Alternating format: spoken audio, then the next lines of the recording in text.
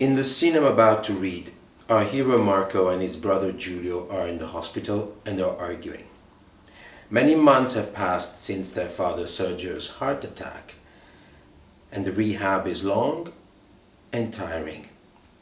Marco and Giulio are worried, disoriented, and moreover very tired.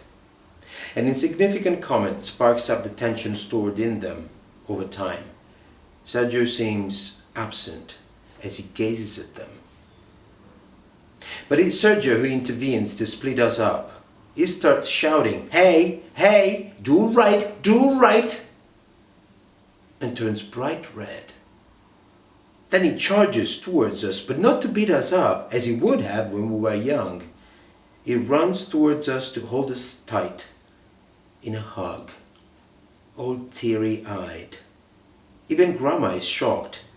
Sergio, confused after our collision, is in tears, but no drama.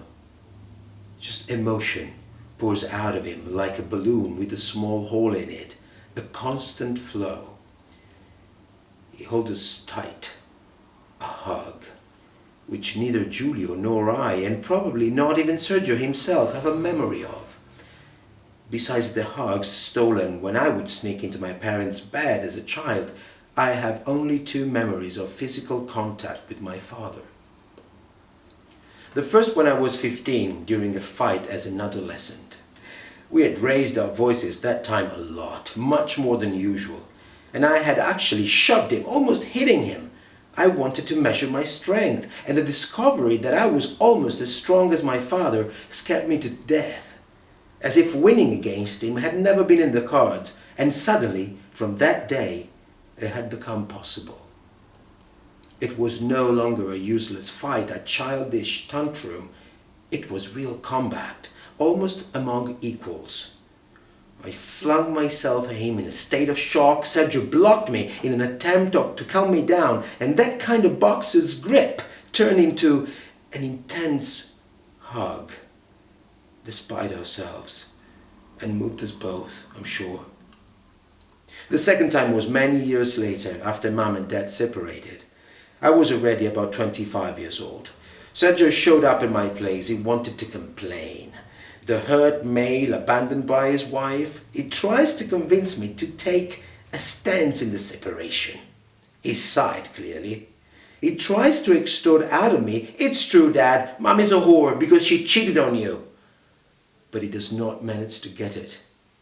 Alba is not a whore, and moreover, she did not cheat on him. She left him. And there is a story behind that, a whole other story. But his tough boy mask he bought on Via Appia 359, that he still wears day in, day out, is not really his size and falls over his eyes, covering his view and not allowing him to see the real reason why she left. In that moment, even if I was siding with my mother, I felt sorry for my dad, and I invite him to spend the night. He gets ready for bed and sleeps into the big bed like I used to do as a child. I turn off the lights and turn to one side. We are shoulder to shoulder in a symmetrical position. I'm on my right side, Sergio on his left, as if to confirm our common genetic makeup but opposite views in life, starting from the side of the bed we prefer. It was that reciprocity that permitted our contact. With an automatic movement, my right hand pops out under my back to occupy the center of the bed, so as to guarantee the necessary space to turn around in the middle of the night. Sergio does the same automatic movement. Our hands, coming from opposite directions, meet in the center of the bed. Just as years earlier, that boxer's grip had become our first hug.